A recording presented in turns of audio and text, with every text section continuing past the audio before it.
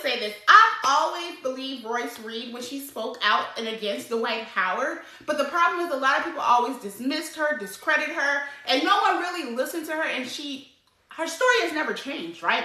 And so like now things are recirculating again or resurfacing again because his wife, Dwight Howard's wife, Amy Luciano, whatever her name is, has since came out with a video crying to the internet that her husband of 14 months or a little over a year has now gotten their kids taken away by CPS or her stepdaughter because he owned that. Well, some things just make sense, and one of those is you and I.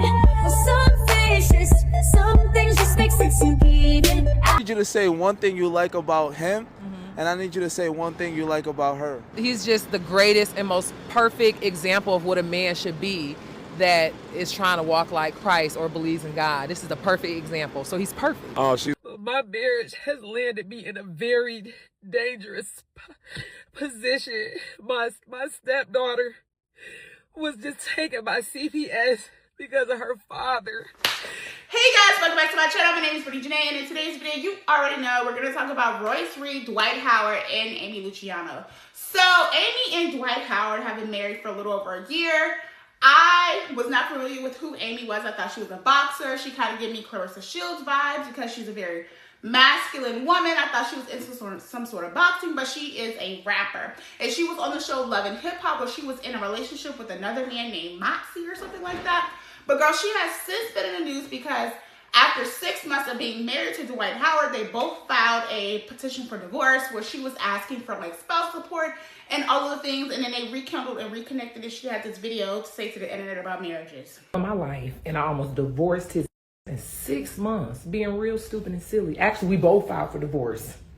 Let's talk about the struggles of being a new young wife. First thing I can tell you as a new wife, I know this is going to be a hard practice, but shut your mouth. Shut up. Now, I know some of y'all gonna say, oh, you gotta shut up because you married. What, is he silencing you?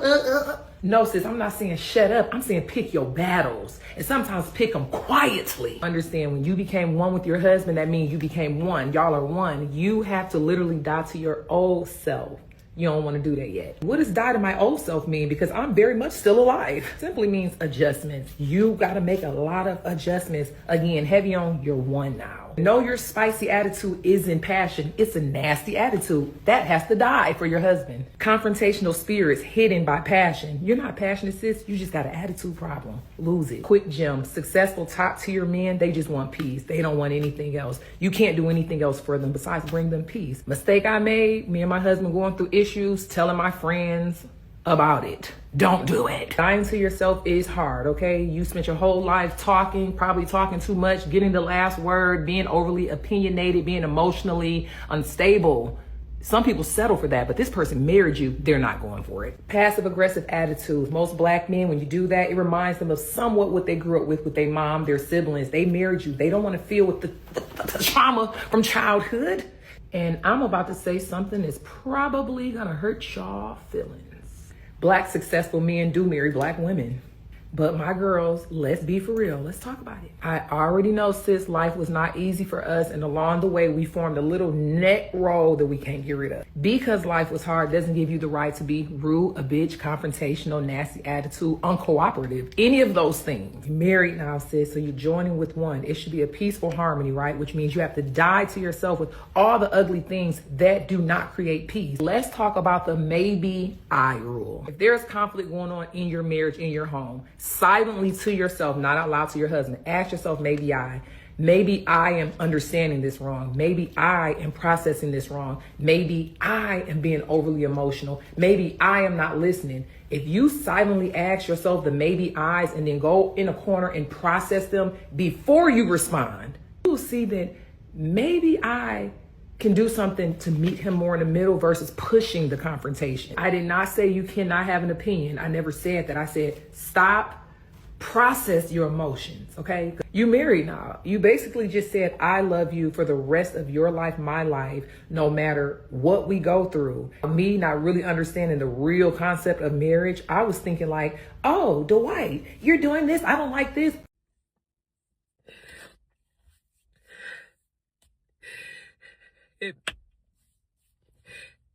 To know me, you know I am so prideful and so private. It hurt me so bad to have to even protect myself in this type of way. But my marriage has landed me in a very dangerous position. My stepdaughter was just taken by CPS because of her father. CPS and the police have been here 3 times in less than 3 months, and I stood in it with my husband, even though I was scared for my own self. Whatever he wanted me to say, whatever it was, I'm thinking this is my husband. I had everybody around me saying, even after I tried to divorce him the first time, everybody around me says, you can't leave your husband this soon. You said through sickness, through health, through this, you said through good or bad. That's why I came back, but this is going way too far. But it's not even about me, it's about the kids. The stuff that I have to go through with the kids, I have to be witnesses to. I'm in the police at the house. They ask me questions. I don't know how do I lie for my husband. I've never been married before. I am in love with my husband. I don't want him to get in trouble, so of course I'll be his alibi, but this is going way too far. And now I'm getting mixed all in this. I have been with this man for 14 months. I cannot ruin my entire life for something that this person is doing. I just cannot do it. I tried to get so much help. I asked for counseling in our marriage. We went through 2 different counselors. When I say I love my husband, I don't want to leave my husband, but the positions he keeps putting me in, and it's all over nothing. I keep telling people he needs some help, y'all. I live with him. This is not him. This is not Dwight. This is trauma. This is everything he's been through, but just not the kids. I have to advocate for the kids. And I can't go down for what he's doing. So they took our daughter. And I'm just sitting there like, do I speak up? Do I be quiet? What do I do? But I caught this man. I caught this man forcing our 12-year-old son to cover for him, his son, to cover for him. He had him lying. I recorded it. He was coaching our son to lie on me, and I had to record it. And it's this shit. I try to tell everybody he needs some help, and ain't nobody wanna fucking listen because he got the money. I kept saying, whatever, y'all don't understand. I live with him. He needs some help. And this is it. This is what I'm fucking losing my fucking marriage to. This shit right here. I told everybody, y'all gotta help him. He is spiraling. I'm in here with him. I'm trying to love him through it. I was gonna run out the door. I was gonna leave him. But everybody told me, don't leave him. He's struggling. I stayed, but not this year. We got the police involved. CPS, you lying on me. You making up alibis. You got our son, my stepson, lying. And thank God I recorded it. And he innocent in this, but you said just to protect yourself, you would take anybody out, including me, and I can't let you do it no more. I don't want to share the dirty secrets. I don't want to go out like how everybody else did this, man. But I gotta protect myself now. I'm uncomfortable. Now, I don't know I don't know. I'm uncomfortable. This man has the money. This man controls it all. And it's not about no money. I've been with this man for 14, 15 months. I never asked him for $1, nothing. I'm not on the credit cards. I just love him for him. But this shit is going too fucking far. And I'm so embarrassed. And I gotta even I'm just like, I don't know what to do.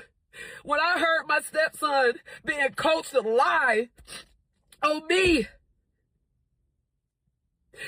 I gotta protect myself now, and I know it's supposed to be through sickness and health, but this shit is scary.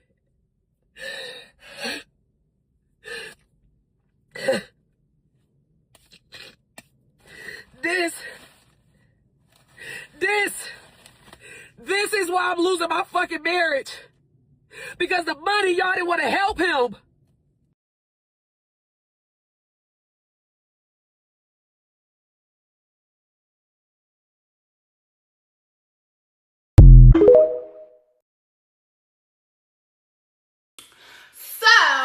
y'all saw that video with her basically saying, like, when you're in a marriage, you have to compromise. You have to, you know, the woman has to do this, the woman has to do blah, blah, blah. But she never said anything about what the other party needs to be doing, but more so of, like, what the woman needs to be doing. And one of the things that I have realized as I was going down the rabbit hole since that whole Kokiana video that she posted is that Dwight is very religious, and it just really kind of made me think about how a lot of people, now I am a Christian as well, but there are people who are evil and nefarious and that will use the Bible and will use Christianity to shield criticism and to push out toxic behavior or to basically verify toxic behavior because, yeah, and this is not a man bashing video, but I'm just saying it was very interesting to hear her talk like that. And as I was going back down the rabbit hole with Royce Reed, he is a very religious person and used religious in a way to kind of shield his bad behavior. So, girl, I've always believed Royce. She was on Basketball Wives. She was a dancer for the Orlando basketball team back in the day. And then I think she started dancing for, like, the Miami basketball team. And I feel like Royce has never really gotten her just due. And I feel like people always just kind of wrote her off because Royce would always speak the truth. And I think the issue people have with Royce, outside of her speaking the truth, they felt like it was easy to discredit her because she had a very bubbly personality, very childlike mannerism, right? And a lot of people don't respect children. And that's the thing. And so I feel like a lot of people, like on the Basketball Wives show, even when Dwight Howard was able to kind of just discredit her in ways that, you know, kind of made her look crazy. And the things with Dwight Howard, the power dynamics, the balance between Dwight and Reed is, you know, quite different. Here we have Dwight Howard, who is a basketball star, and Royce Reed, who is a dancer for, you know, different basketball teams. And, you know, Dwight has the money, he has the power, he has the influence, he has the resources, right?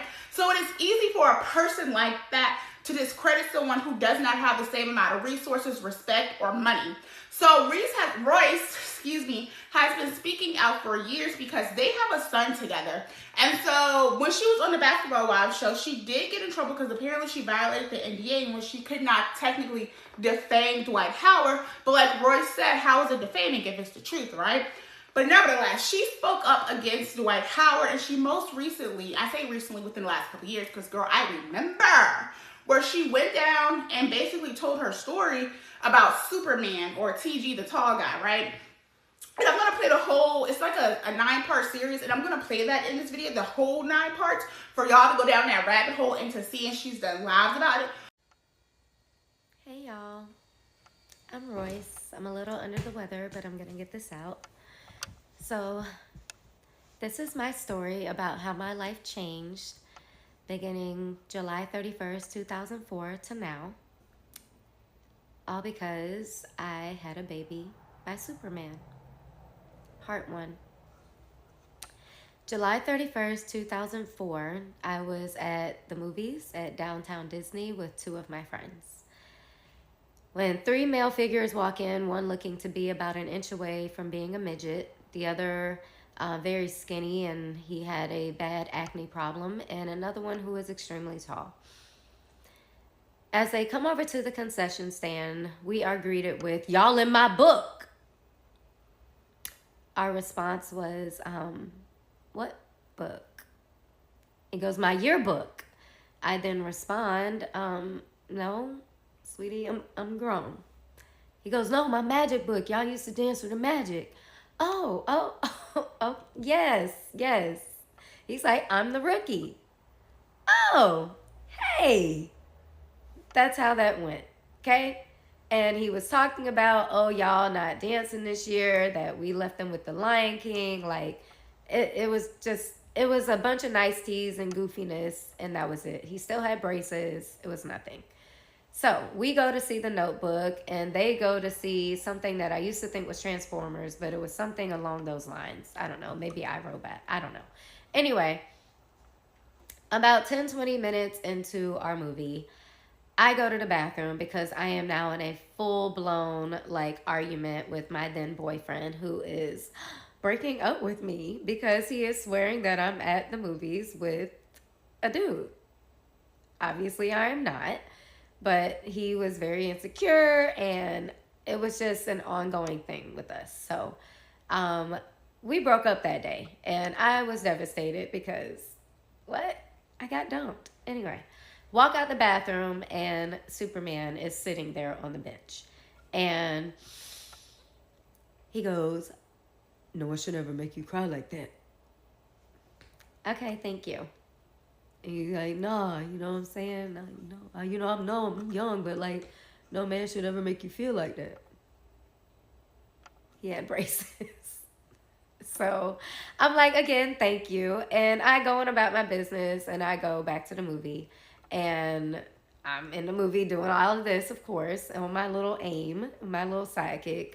But by the end of the movie, I'm just kind of over it. So we're walking out the theater, and they're leaning on the car like they're in Boys in the Hood.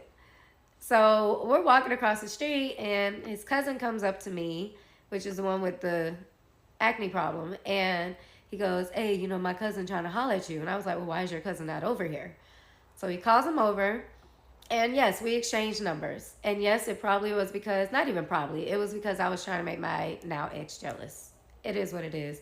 I was 24, whatever. So his first text to me was, "Hey, this is real name, the tall guy."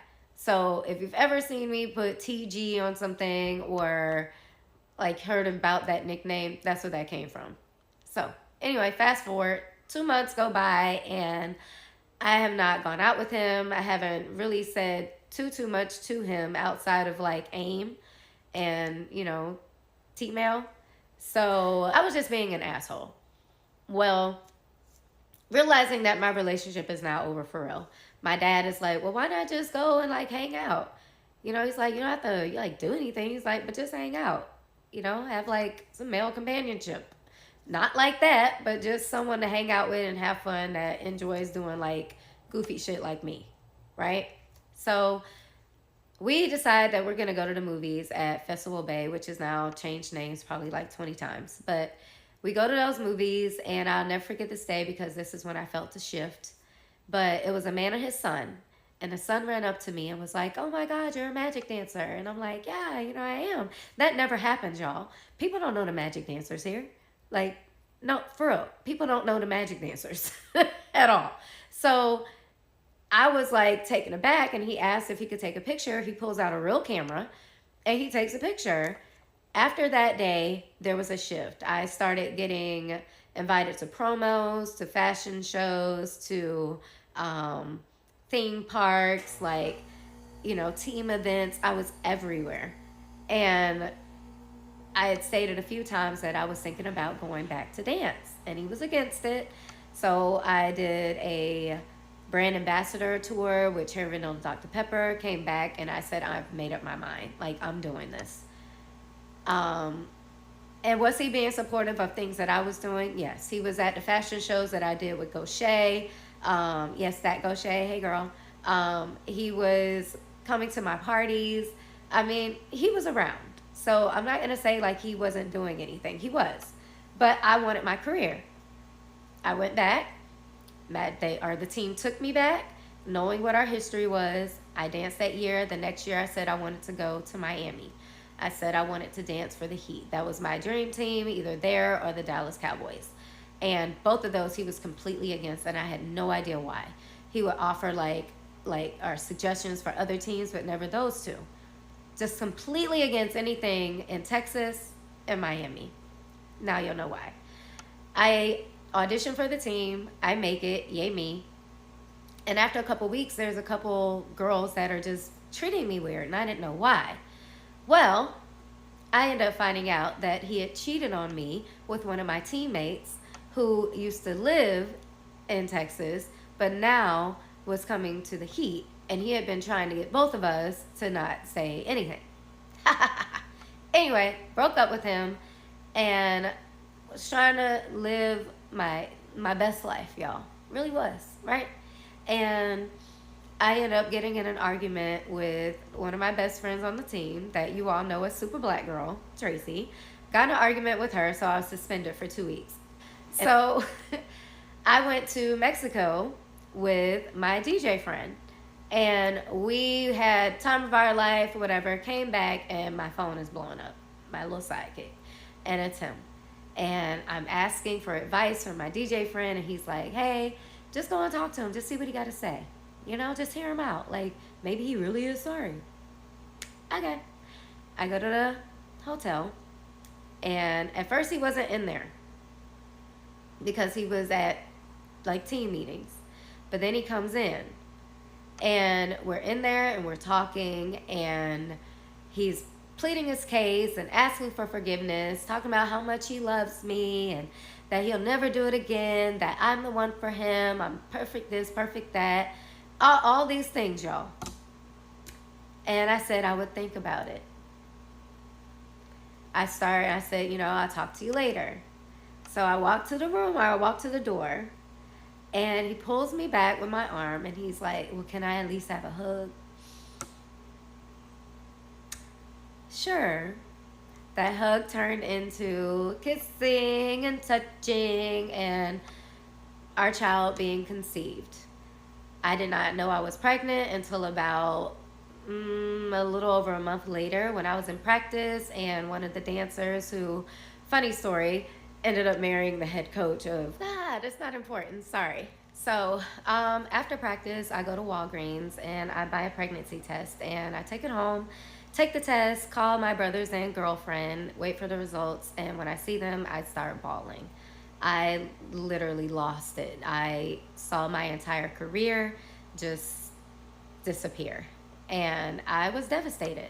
I called my mom in the same state of mind. She's losing it. She's freaking out until I finally tell her, like, I'm pregnant. She goes, oh, I thought you killed somebody.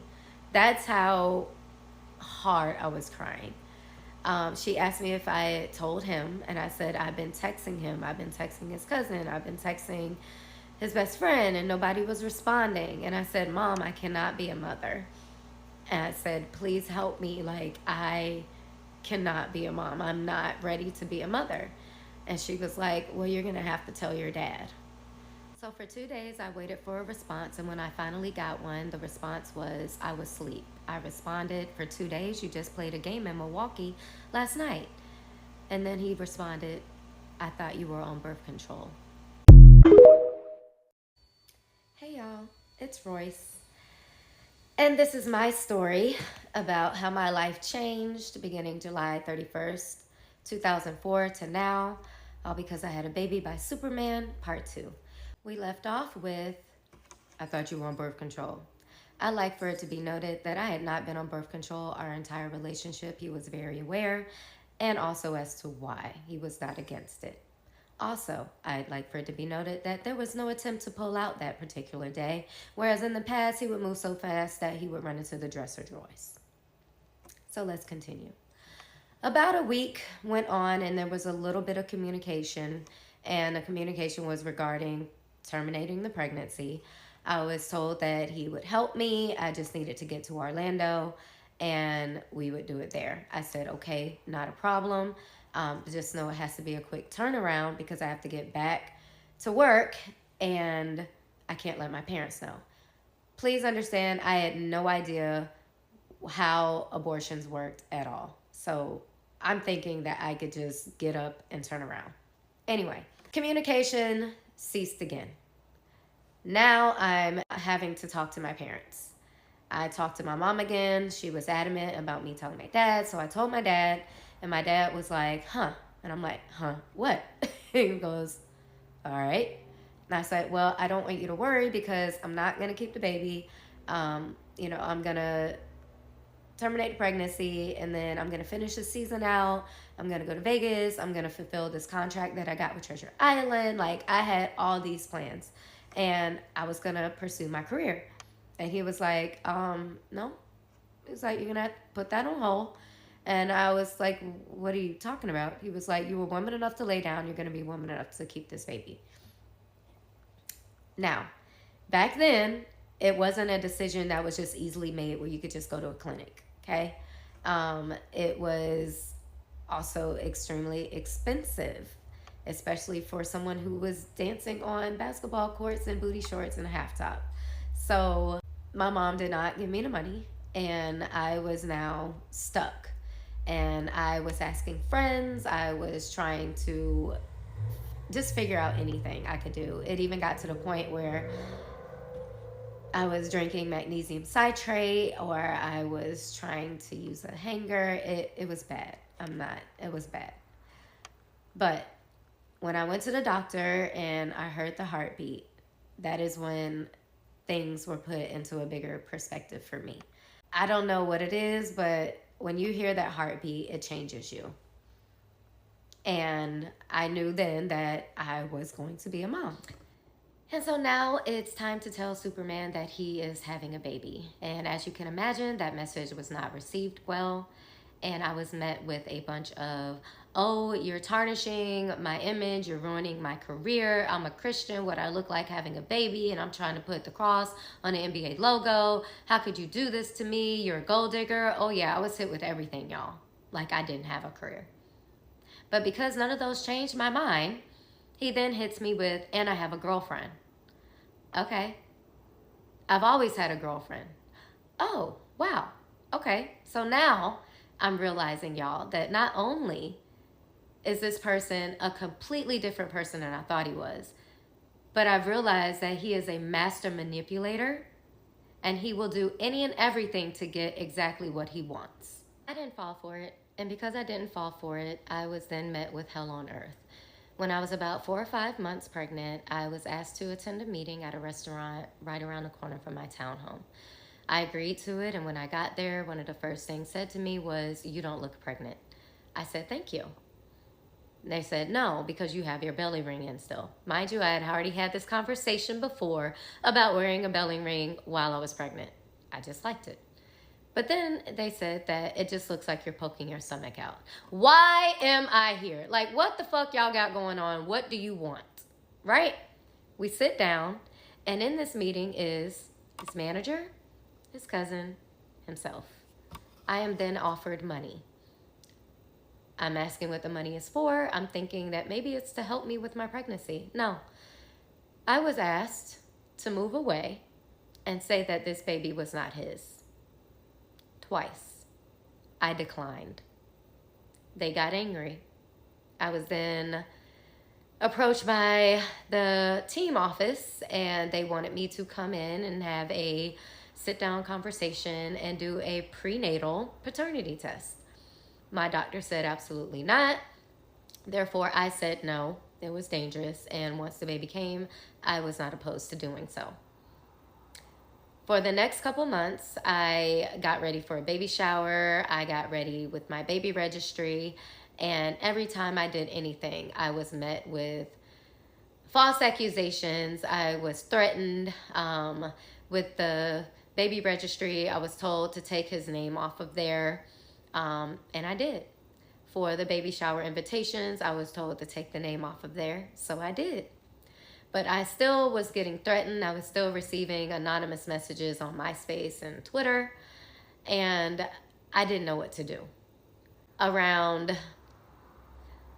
early November, I started having really bad complications with my pregnancy, and I was put on bed rest. I didn't listen, but I was put on bed rest. As hard as it was to sit still, it was something that I knew I needed to do because I could tell something was wrong. On November 16th, I had a doctor's appointment, and my doctor was like, "You need to go to the hospital, and they need to put you on a monitor. Stop letting them tell you that you're dehydrated." I said, "Okay, cool." We go to the hospital. They still don't put me on the monitor, and I'm just over it, and I go home. Around 3:33 that next morning, November 16th, I woke up to excruciating pain. I threw something down the stairs. My brother came up, who had been staying with me. I told him I needed to go to the hospital. We go to the hospital. They finally put me on a monitor, and they're like, "Oh my gosh, you're having contractions for real." No shit. They say that they're going to admit me. I said, "Until how long?" They said, "Until you have this baby." Oh, cool. Tell my mom everything. This is also during Classic Weekend. 54 and a half hours, I was in labor, and my child was delivered via C-section. They knew the day that I went into the hospital. They knew the complications I was having. They knew that the child's heart rate had been dropping, and not one person cared. Not one person responded to that at all. But when they found out that the baby was born, an immediate message came through to my mother asking for a picture. I said, send a picture. She sent the picture, and the response was, oh, that's my grandbaby. To me, all babies look alike when they're born, so whatever, but hey, go off. I was thinking that maybe that was going to be a start to something better, but it was actually the gateway to hell. For the next 3 days, I stayed in the hospital, and not one time did I receive a visit from him or anyone in his family, but his girlfriend actually did stop by unannounced and uninvited with a bag of bibs talking about we needed to speak. I said, no, we don't, asked her to leave, and she left. It was cool. Well, a few days later, I was discharged from the hospital the day before Thanksgiving, actually. And on Thanksgiving, we go to my cousin's every single year who stayed right around the corner from him. He kept saying that he was going to come by, that he was around the corner, that he was about to ring the doorbell. All these things, kept saying that he was coming by. Y'all, he never showed up. We then ended up taking a paternity test at a neutral location, even though the team had asked me to take it at their offices, and I said, hell no, because I don't trust them. We took it at a neutral location. The results came back on Christmas Eve. He acted like he was excited, wanted to see the baby the next day, Christmas. I said, cool. Christmas comes. He's like, who all over there? And he wanted to see him by himself. I said, absolutely not. I'm not telling my family to leave. They're my support system. So they stayed. He comes in. He's with his cousin. His cousin is taking all these pictures. I'm not taking pictures. His cousin's taking pictures. Next thing we know, a few days later, these pictures that his cousin has taken, one in particular where he's laying on the sofa and our child is on his shoulder, has now gone, like, I guess back then, viral. And everybody now knows that Superman has a baby. Hey y'all, it's Royce, and I'm back again to tell you about how my life changed beginning July 31st, 2004, and still now, all because I had a baby by Superman, part 3. We are now in January of 2008, and I am at my cousin's house, the same cousin that stays around the corner from him. He calls and he says that he wants to come and have a talk with me. I said, okay. He comes by. Superman is bearing gifts. There's a brand new car outside for me, a Lexus SUV, a brand new Sidekick phone, and he offers to buy me a house. After talking it over with my dad, my mom, it was absolutely not, because the house is not going to be in your name, and it's something that he can take from you at any moment if he gets mad. So I declined it. He then said, well, let me refurnish your townhouse. Okay. I was not asked about any type of furniture. They just showed up at my door one day and just started bringing stuff in. No lie. I had no say so. When it came down to me needing diapers and bottles and now formula, because I'm no longer able to breastfeed, my body wasn't producing enough milk. His mom did at one point come by with a bunch of diapers. I was very thankful. But that was it. There was nothing else. There was no help. There was nothing. At this point, I auditioned for a dancing gig at Holy Land. And I got the gig, so I began dancing in late January. So now I have a job. I'm working. On the days that I had to work, my child was with my parents. And on occasion, he would be with his father and the nanny and his girlfriend. Well, there were days where he would come home from seeing or spending time with his father, and he would be very colicky, throwing up, like sick. I mean, fevers, would have to take him to the doctor. It was a lot. That relationship he was in ended. I find out later on that the reason my child was returned super colicky, sick, throwing up, all these things, only to then be told it was because they were purposely giving him food that was opposite of what he was eating. I would pack a bag and I would have it listed of what he should be eating for lunch, for dinner, all these things. And he was intentionally given the opposite. So when he would be returned home, he was sick, colicky, throwing up, having to go to the hospital. When I confronted the situation, I was told that that was a lie and that it was only done because they thought I was trying to micromanage, and they decided that they were just going to give him whatever they wanted to give him. Okay. I let it go, y'all. Now, again, we've had the birthday party. We've had our Christmas. Things seem to be going okay, right?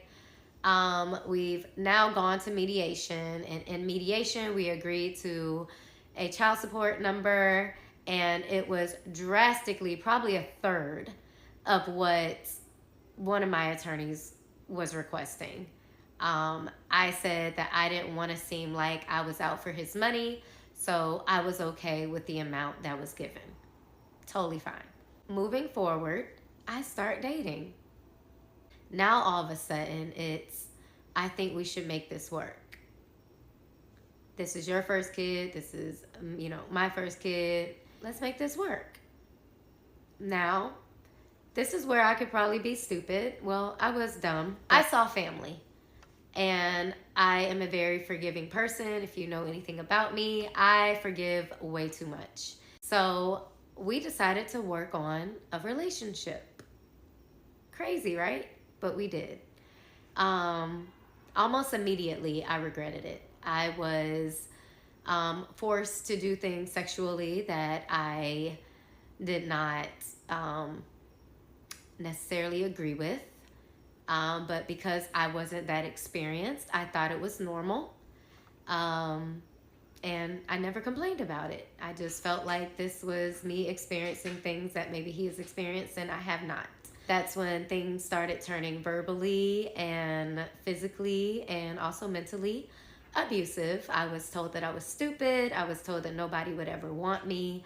I was told that everybody here loved him and hated me. And how does it feel to have my hometown turn on me? I better not ever leave him. If I left him ever, he would make my life a living hell. And he did. There were days that I would be at his home and I was threatened with a knife, and then it was laughed off. But when the knife was in my face, it was, I could kill you right now and get away with it because I could claim self-defense and they would believe me and not you because who are you? That happened. He came to my house one day to pick up our child, and because I did not have a bag packed or orange Trident gum or soda in my refrigerator, he followed me into our child's closet and he grabbed me and he pushed me to the floor and said, in the future, I better have his bag waiting. I then left. I go out into the family room and I'm telling his best friend, the one that's an inch away from being a little person, and I'm like, get your friend, he's going crazy, what's wrong with him? Well, he comes in there and he, in front of his best friend as well as my goddaughter, my other goddaughter, he grabs my hair and he forces me to the floor. And he's like, who the are you talking to? Our child, who is not even 2 yet, is thinking he's playing. So he's grabbing at his leg with his baby voice and he throws me into the entertainment center. When he threw me into the entertainment center, it broke the door. So I was flung into the one on the right, and our son, who was grabbing him and like thinking he was playing, he then flung him into the other door. I do not think that was intentional. I don't think he knew his own strength, but that's what he did, and it did break that door as well. Our son started crying. His best friend was like, man, what you doing? Like, you know, that's a female. And he's just not caring. That's when I realized, like, oh my God, I'm in a relationship that I swore I would never be in. Now, moving on, the day that I really wanted to leave was a day where I did not want to have relations with him. And he then forced me to give him fellatio. I know you're wondering, how does someone force you into doing that? When you are dealing with someone that is that big and you are that small and you're terrified of them and they have gotten away with so much and doing so many things, and you're still the one made out to be crazy and bitter, you're probably willing to do just about anything just to get through it. And that's where I was. After that, another nanny came into the picture. I knew this nanny was not okay. When she would drop our child off, he would sit in the doorway and he was hitting himself. Or he would be in the bathtub and he would be playing with himself in a really weird way that just didn't seem right. Of course, he was little, so he couldn't really vocalize things. But yeah, I could tell something wasn't right. There was the day where I invited her inside and I sat her down. And I said, I just need to talk to you. And I said, have you ever put your hands on my son? And she swore up and down no. And I said, well, why is he sitting in a doorway hitting himself or playing with himself in the bathtub? And she was like, oh my God, I don't know. Why would you even ask me something like that? I said, because I want to know. She swore up and down that she had never put her hands on my son in an inappropriate way or even as a disciplinarian. I said, okay. And I said, but if I find out that you have ever put your hands on my son, we're going to have a problem. She asked me if that was a threat. I said, no, it's not a threat. It's a promise. She then went back and told them that I threatened her. And I told them the same thing, that I didn't threaten her, that I made a promise. And that's when things started getting hidden from me about what was going on at that house with my child. But I found out anyway. This is also around the time that Basketball Wives was coming to fruition. Hey y'all, it's Royce, and I'm here to tell you how my life changed beginning July 31st, 2004, up until even now, all because I had a baby by Superman, part 4. So I need to go back through 2009 a little bit more in depth because that's where a lot of your questions are. So the first part of 2009, I'll say the first quarter, I am confiding in Shawnee. I'm talking to her about pretty much everything I'm going through. She was one of the first people I told that I was pregnant, so I really thought I had a friend. When it came down to me telling her that Superman had reached out about trying to work things out, it was do what you feel is best for you and your son, follow your heart, don't listen to what people have to say, nothing biased. So I decide to work things out. As we're working things out, there are also conversations about a reality show. When I discussed it with him, he was all for it. He wanted to do it. He was excited about it. I told Shawnee, and easy sell. So during this time, we are working on our relationship. We are out in public. I mean, I'm going to the games. Our son is wearing his jersey. We had a Magic Dancer reunion. It was just a lot going on. I am buying a house. I am shooting a sizzle reel in Miami for the show. And that's when the verbal assault started. But I took my ass to LA and I went and I pitched that show to all those different networks. And I talked about how great of a relationship I was in, and I just knew I got it sold. I get back home and I find out that I have been cheated on with several women. All that I kept thinking in my head was, this man does not like to use condoms. I went off. I went to the clinic, I got tested, and I went off on Twitter. I mean, woo! I was letting his ass have it, y'all. Of course, he got pissed off, and we, broke up. And then a couple days later is when he comes by the house, and he's supposed to be picking up our son. He's mad because I would usually have a backpack and some of his favorite snacks at my house, but we're not together, so why the fuck would I have that? But anyway, obviously, he's in a bad mood, so I'm just trying to ignore his attitude. He's yelling in the house like, oh, I'm ready to go, and where's his bag? And I'm like, it's in the closet. He goes to the closet, and I'm asking him like, yo, you good? Like, you okay? Because you acting real strange. He turns around and proceeds to tell me how stupid and useless I am, how I'm worth nothing, how nobody will ever want me, no man is ever going to want to be with me, how I'm the best that he could ever get, I'll be back, all these things. That's when I go into the family room and I tell his friend, like, yo, get your friend. He acting crazy. Like, what's wrong with him? And he comes out. That's when he grabs my hair, flings me into the entertainment center. Same thing with our son. I told this story in part 3. I don't really want to have to rehash it. But before they left, obviously his friend is saying, hey, man, stop. That's a female. But he's still screaming and calling me every name besides the one I was given.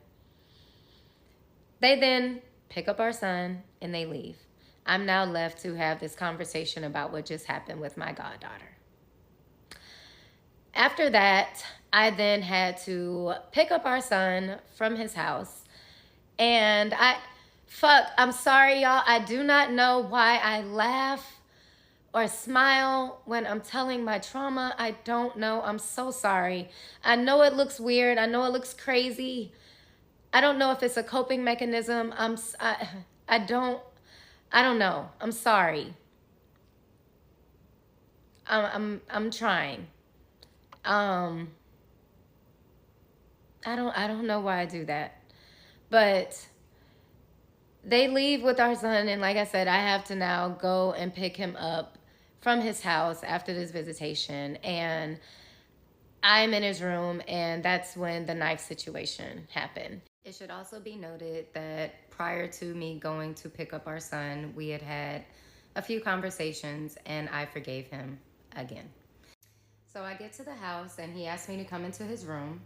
I go, he closes the door, and he pulls a knife out on me. He says, I could really kill you right now and claim self-defense, and they would believe me because everyone loves me here and they hate you.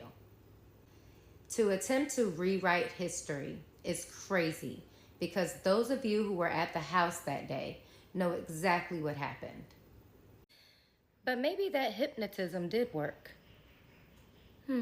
So he comes over to the house about a week or so later, and we're hanging out with our son, watching a movie in the family room. Remember, we're trying to work things out. And I go to the bathroom. When I come out the bathroom, he's in the bedroom. He wants to have sex. I say, no, my cycle is on. He says he wants head. And I say, no, our son is right there in the other room. He proceeds to get up.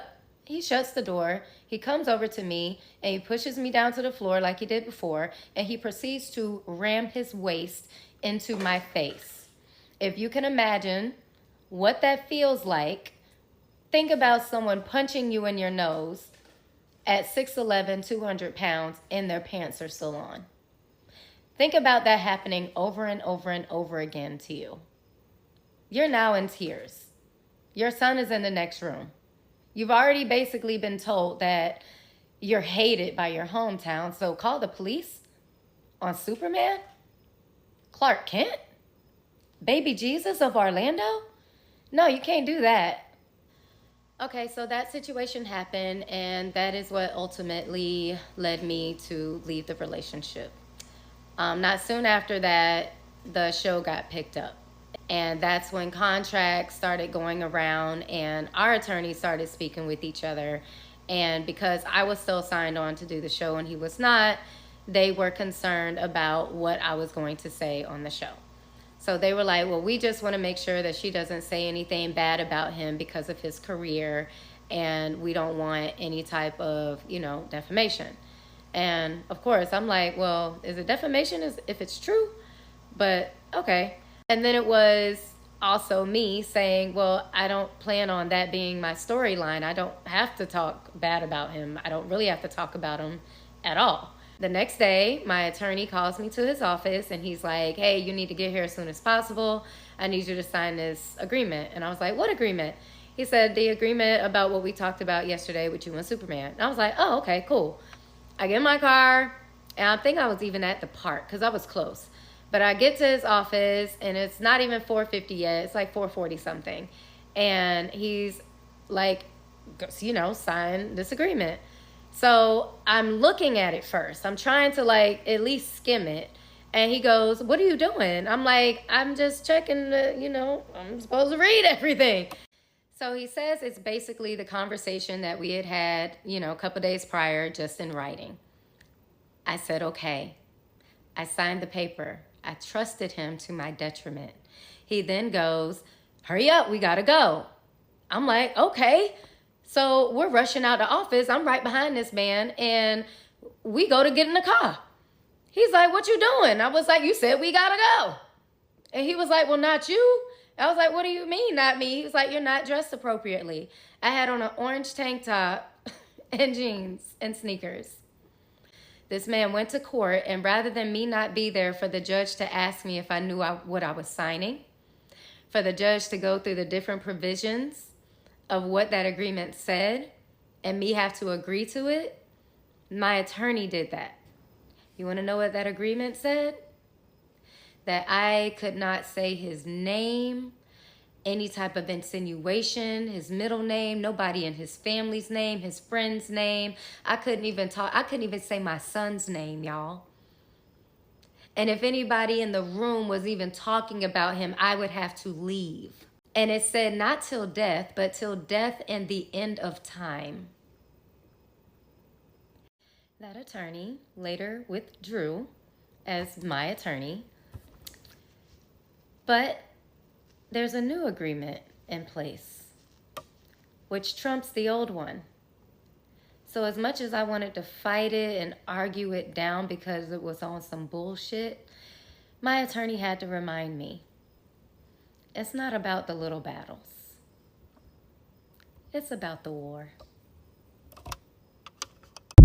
Hey y'all, it's Royce, and I'm here to tell you a story about how my life changed beginning July 31st, 2004 to even now, all because I had a baby by Superman, part 5. I think it's also important to note when people ask, well, why couldn't you all try and work this out? Y'all needed therapy. We were actually given a parenting coordinator, and I went to all the appointments. He went to one. He stopped showing up. So she ended up writing a letter stating that she could not do her job because of his failure to participate. So we are now at the end of 2009, and unbeknownst to me, this agreement I've signed has just basically destroyed my life. Well, not only am I fighting him in civil court, but I'm also fighting him in family court. They are filing all these motions claiming that I am denying visitation when half the time they asked for it, he wasn't even in town. But what does that mean? More attorney fees, more court costs. Because every time a motion was filed, we had to answer. During this time, I am also dealing with one of his minions that is going on the internet and threatening to fight me at my son's birthday party. She was saying that someone was going to end up at the 33rd Street jail, that they needed to have her bail money because there was going to be trouble. I am expressing my concern regarding this person, and finally it was agreed that she would not come. So now here we are in the first quarter of 2010, and I'm filming the show. I am living my best life. I am outside. I am dancing at pool parties. And here comes another lawsuit. What does that mean? Another set of retainer fees. There goes my first check.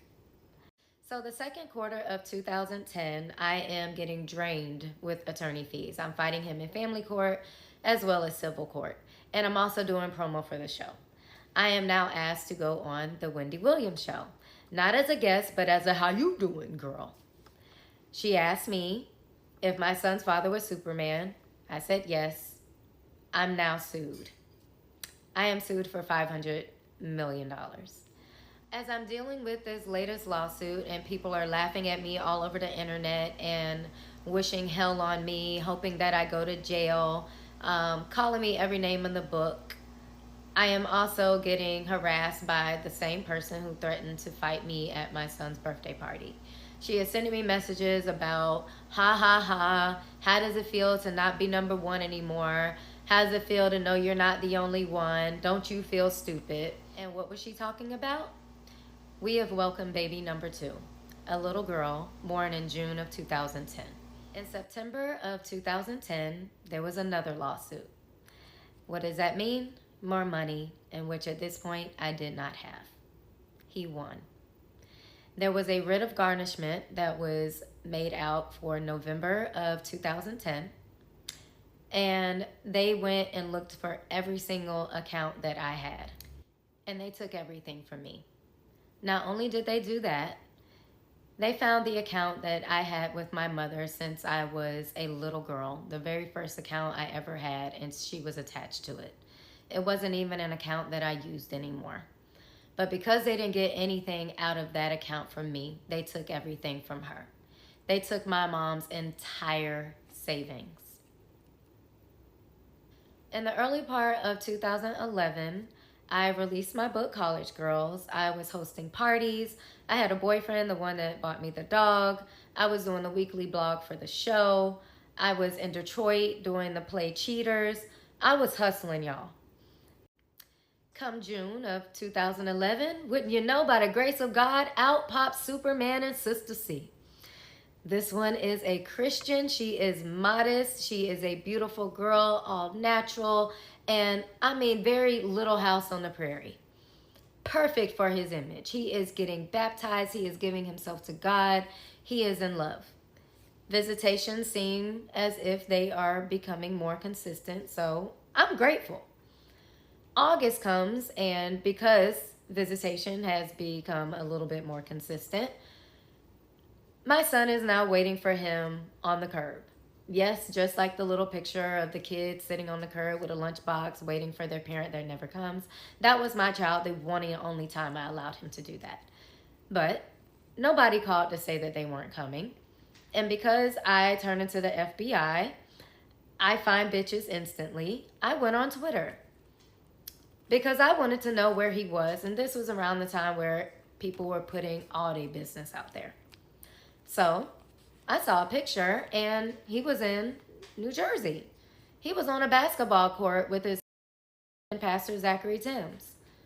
Oh, I had to go back through my calendar, and I was making sure that this was a day that he was supposed to have our son. And it was, and I reached out to my attorney. I sent the picture to my attorney, and I'm like, what is going on? There was no response. So the next day, I get back on the internet because I want to see if there's at least a timeline of a return, because my plans have now changed, but it's always been that way. Well, all of a sudden, the Twitter page went from 10,000 plus tweets to 10, 20? What happened? Did he find out that I saw that he was in New Jersey and didn't get our son for visitation? No.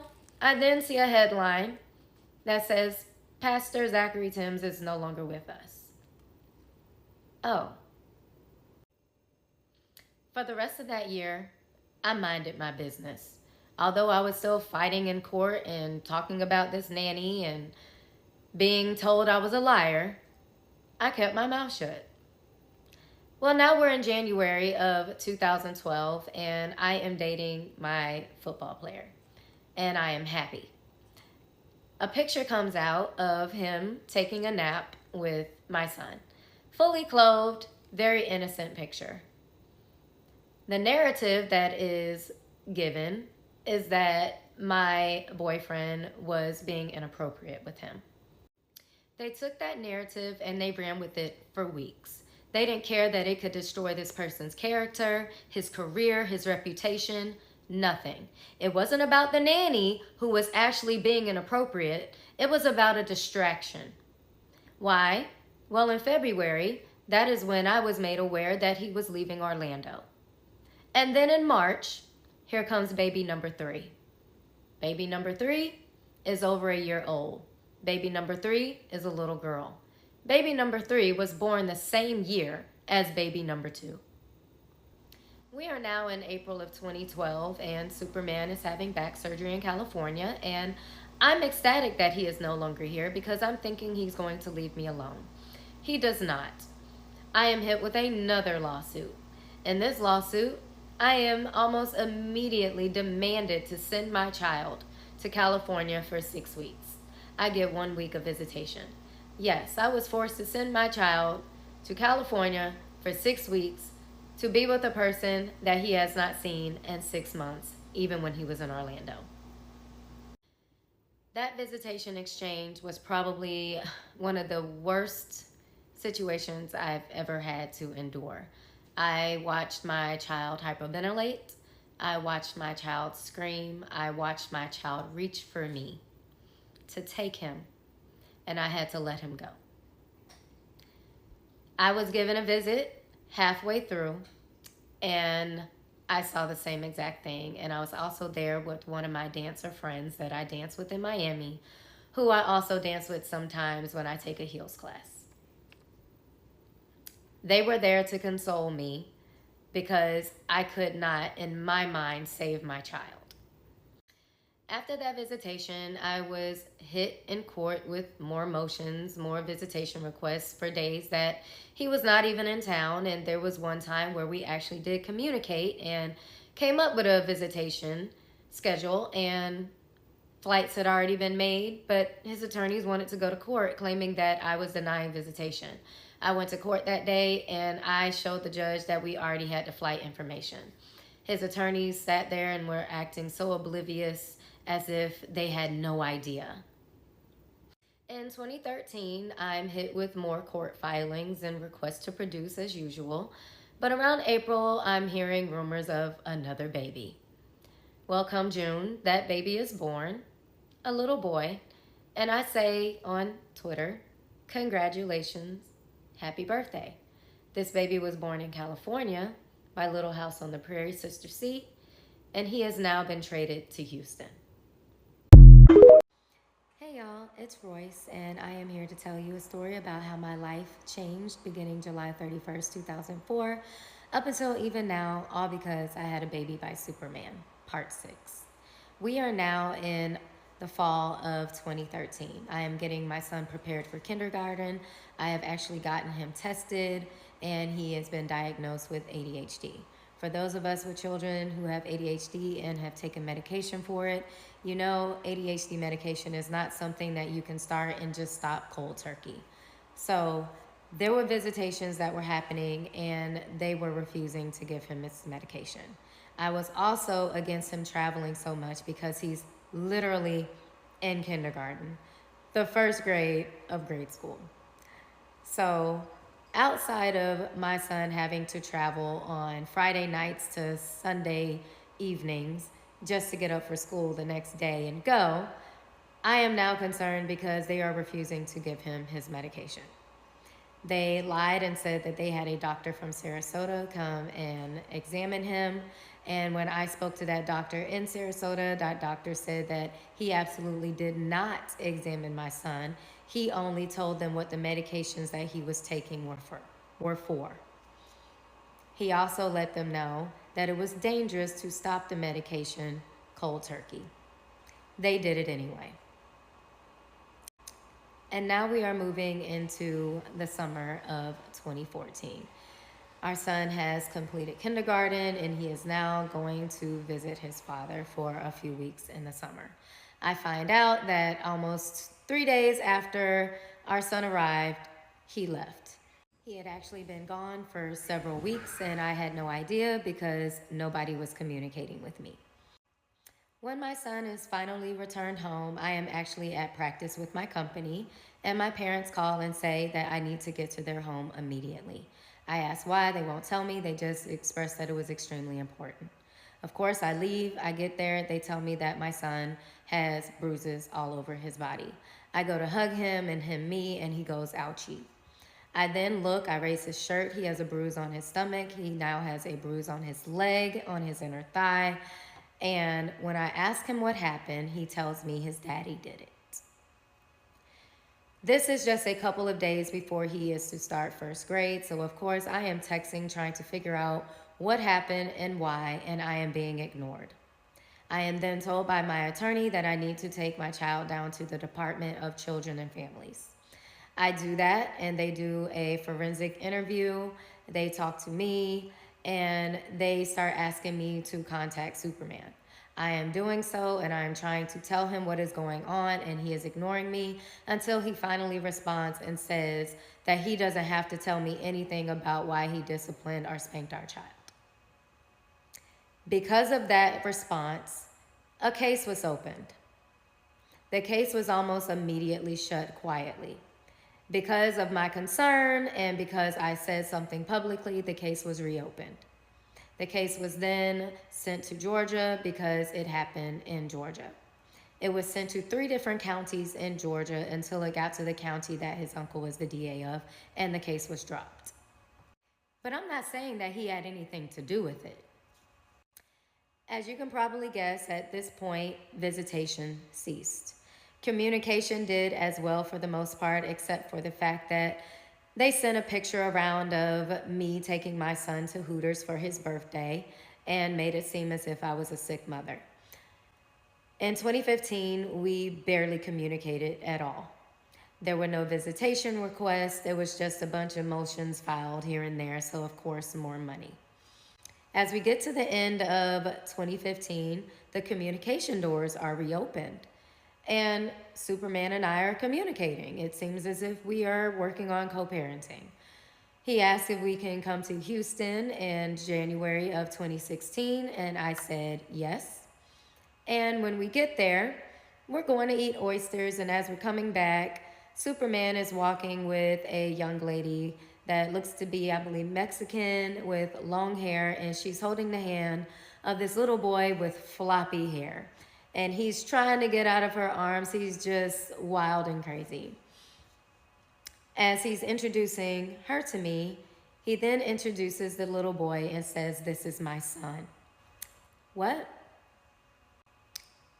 He's 2. So now we have baby number 5, who was born the same year as baby number 4 in 2013. So this is the real reason why you haven't been bothering me. And I knew that to be a fact because she was actually going through court with him. And now we're trying to change a narrative. Well, I did befriend her and we became very close, and she actually came down and celebrated my son's birthday with him. And I took him, my son, and also their sister to Fun Spot that year. We were also making trips to Atlanta because at this point he had been traded again and he was now with Atlanta. Also, let it be noted that Sister C and he had broken up. Unfortunately, this meant that I now had to deal with a crazy-ass pastor and his wife that were constantly telling us how bitter we were and that we were gold diggers and that it wasn't about the kids and that we were worthless women who wanted him. We are now in 2018 and our son is playing sports, but he's also a junior striker, which is a hip-hop dancer. His father did come to the show that year. It was in June, and after the show, he, along with some of his people and my people, we went to dinner. After dinner, a few friends of mine and I were supposed to go to the Pulse nightclub. We did not go to the Pulse nightclub because all of us were outside having a conversation with a homeless man. That is the night that the Pulse nightclub shooting happened. This is also the day that he told me that he was dating the basketball player. When he told me her age, and I was taken aback, but to each his own, because who am I? Pot me kettle, right? A few months later, right around our son's birthday, a recording was released. And the recording was a man who was alleging to have had deeds with Superman and the pastor arguing on the phone. This is the same conversation where this person called Superman a 6'11" bottom. Well, now moving on to 2019, I realized that I like this girlfriend. She seems cool. She seems to keep him level-headed. He seems to be leaving me alone, and I'm all for it. Anytime we are having an argument or we seem like we can't communicate, it seems as if she's stepping in and she's really helping things out. So we good. Our son graduates from elementary school that year. He graduates with honors. She comes. There's a big family picture and we keep it pushing. So I thought she was cool. I liked her. We had a cordial relationship. Well, next thing you know, the pandemic hits and he is losing his mind. He is swearing that the world is going to end, and he has all of us in a group thread, and he's trying to get all of us to come to Georgia for quarantine. I said no. So did mama number 2. So did mama number 3. But mama number 4 and mama number 5 said yes. I then thought about it. I spoke to my boyfriend. He was still against it, so I stuck with no. Just a few days after that is when I'm on the internet and I see a bunch of prayer hands under mama number 5's picture. And I'm trying to figure out what's going on. I get a call from mama number 4, Sister C, and she tells me that mama number 5 has passed away. Of course, I pick up the phone and I start calling, and she's not answering, but I could not believe it. My dog is gone. She was the one that I was closest to. She was the one that I communicated the most with. I was heartbroken. After that, I am getting hounded even more so with phone calls about coming to Georgia for quarantine. At this point, because my heartstrings have been pulled, and because I have been in and out of court for years, I am waving my surrender flag. So I went to Georgia for quarantine, and it was the worst mistake I ever made in my entire life. Hey y'all, it's Royce, and I'm here to tell you a story about how my life changed beginning July 31st, 2004 until even now, all because I had a baby by Superman, part 7. I decided to write a lot of this next part down because I wanted to make sure that I could recount everything in these last parts. So, excuse me for not constantly or consistently looking at the camera. February 2020, there is a text thread of conversations going on about possible quarantine in Georgia. This is with all of the mothers. Mother number 2 and number 3 said no. I ended up saying no after I spoke to my boyfriend, who is a traveling psychologist in the Bahamas. Damn, I fumbled that. A few weeks went on and the pandemic got worse. I got nervous. I got anxious, and going to my parents' house with all my pets was not an option. I looked for tickets to the Bahamas, but by then travel was restricted. In March of 2020, I am on Instagram and I see prayer hands under mama number 5's Instagram. I'm confused. I get a phone call from mama number 4, and she tells me that mama number 5 has had a seizure and she has passed away. I'm devastated.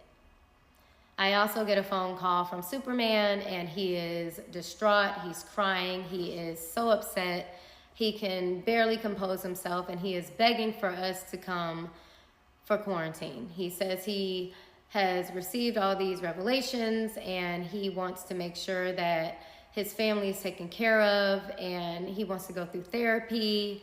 I mean, he lays it on thick. And after speaking to my boyfriend, I agreed to go.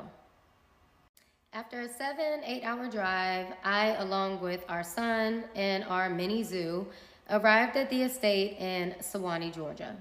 It was late, so after getting our things out of the car and taking them into the guest house, I was called for dinner. It was awkward. Everyone was acting normal, and I later learned the people in the home were a groundskeeper, a trainer, a self-proclaimed guru, the nanny, his 16-year-old goddaughter, myself, my child, mama number 4, and baby number 4. After I was at that table, I couldn't take it anymore, and I asked, why now? What happened? And he states that it is because he has received all these revelations, that he feels as if the world ending is almost a sign for him to make good with all bad and just a lot of stuff. He really was also claiming that he wanted to be a better father, and he wanted to apologize to all of us because he was basically a hoe. I listened to it. I also asked the nanny about why she would not allow my son to speak to me, or they would take his phone and not return his phone. I had to take him to court for that. I'm really like, I'm confronting everybody because I cannot stay in a house or be on a property where I feel uncomfortable and certain things haven't been addressed. That's just me. Later on that day is when I realized that he smoked like Snoop. I mean, day in, day out. Over the next couple of days, I was bit by a Malinois dog, and I also was made privy to a conversation regarding a former teammate of his and the passing of another. We were told that this particular teammate had no emotion when he was on the plane and did not show emotion until he exited the plane and left in a private car. Why that was important for us to know, I have no idea, but maybe it was because I used to praise and still praise how great of a father he is to his kids and husband he is to his wife. I actually ended up having a talk with my Bahamian boyfriend, who was a psychologist, about this conversation, and he told me to immediately leave. He said, "Royce, you're about to be manipulated and brainwashed." I didn't believe him. I thought he was jealous. I stayed. Of course, we ended up breaking up. Well, now we're discussing Mama number 5's funeral and who's gonna go and who wants to go. And who ends up going is Mama number 4, myself, Superman, and the groundskeeper. Mind you, during all of this time, Superman is texting me about possibly becoming his matriarch, and all the apologies had come, and him telling me that he was a changed man, that he was no longer the basketball girl, and that he saw everything that he ever wanted me. If I need to repost those messages, I could do that. Well, now we're in Reno, and I see Mama number 3 rubbing his back one day at the Mama number 5's mama's house. The next day, we are at the funeral. I'm taking pictures because he has not seen this little boy in months, and I'm trying to give him memories. Later on that evening, we go back to the family house, and we all get drunk, and we're taking edibles. I ended up getting served that night. Let me just say it. I did, okay? While we're in Reno, we get a phone call that former basketball girlfriend is at the house, and she's playing with our kids. We thought that was a little strange, but he said that she was crazy and that she was just trying to get him back.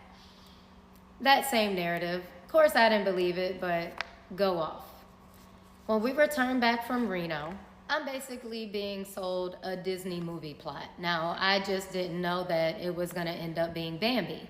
Well, I'm being asked to move in, be his matriarch, and telling me that he's going to get our son a personal trainer.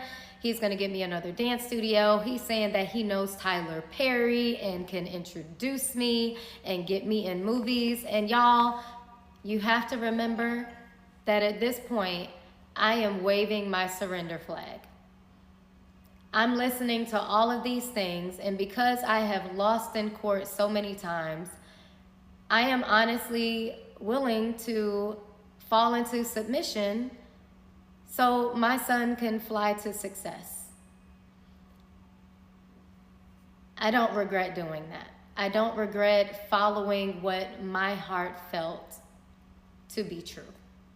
During this time, we are also taking family trips to the grocery store, to the park, to the sex store.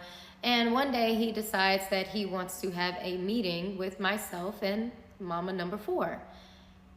He proceeds to basically try to sell us a polyamorous relationship. This was suggested by his guru. Well, Mama number 4 ended up leaving immediately. I think she stayed maybe 2 more days and she was gone. She packed up her shit and she left. Me, I laughed it off because did you really think that this was gonna work? I don't even go that way. I don't lick marbles. Oh, let me also say that baby number 5 and his grandmother are now in Georgia as well. He has now flown them into Georgia so he can spend time with his siblings. Just a little while after Mama number 4 left, I went home because I wanted to celebrate Mother's Day with my mother. While I'm there, I'm getting text messages. I mean, love bombed, y'all. Again, I can post them again if I need to. But it's a bunch of I miss yous. It's I don't want to say it, but I love you. And then he pretended like he was texting a friend of his and was like, man, I can't believe how much I miss Royce. Okay. We still doing them little high school games, but that's what he was doing. And he was begging me to come back sooner than I planned. And what did I do? I left the next day. When I get back to Georgia, I am then seeing articles about how distraught he's been, how he's been crying himself to sleep, how the feeling of mama number 5 never coming back has really torn him up. And I'm confused because I had no idea that he was going through these feelings. I then befriended the groundskeeper because the groundskeeper knew mama number 5 very well. He proceeds to tell me that their relationship was actually pretty volatile, that they were in a court battle, that until recently there was no communication.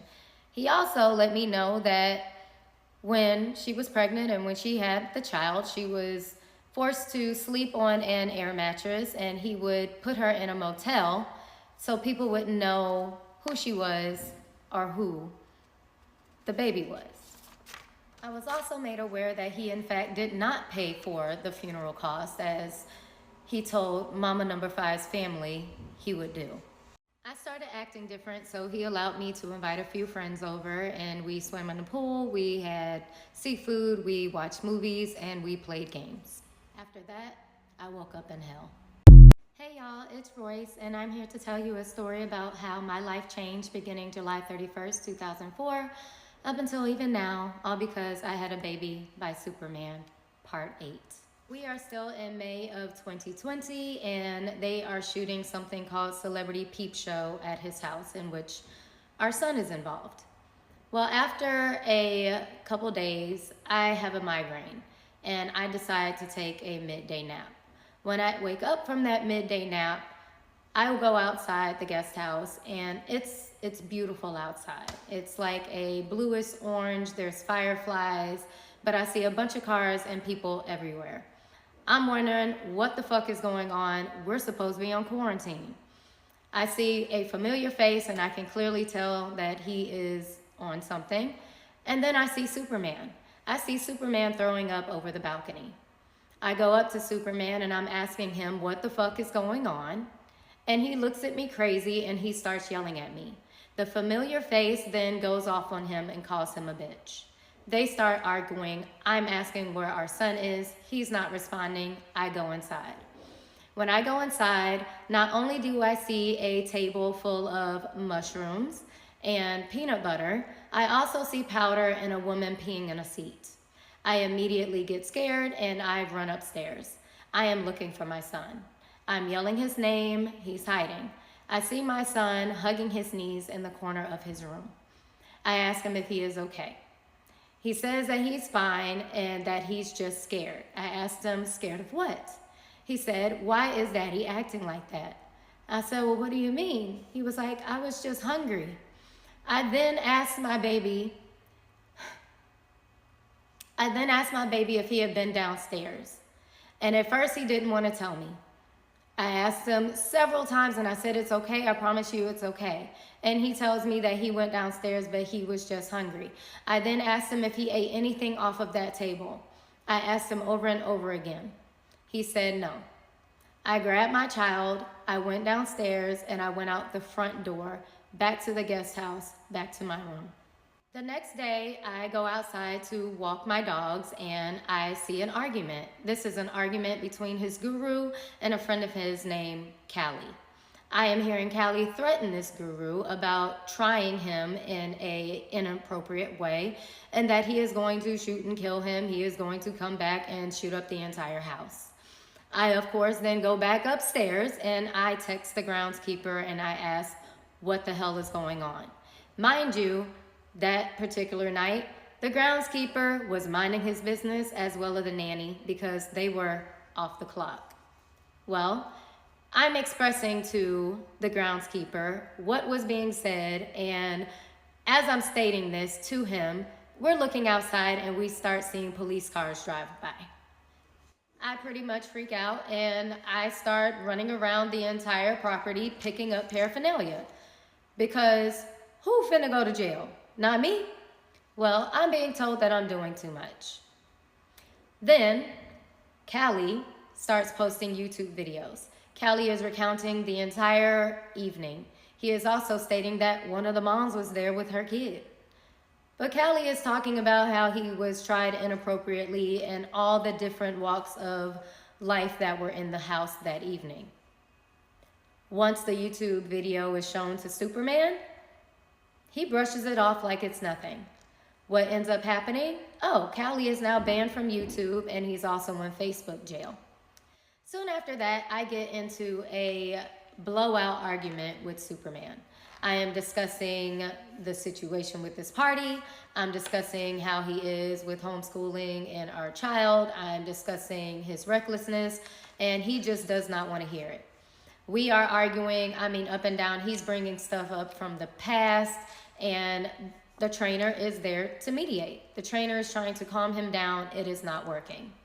There is a moment that you see in a person's eyes when you know that you got them fucked up. I saw that moment and I knew that that night was the night that I needed to go home. Or I at least needed to get off that property. So what I did was we packed up all of our stuff in our zoo.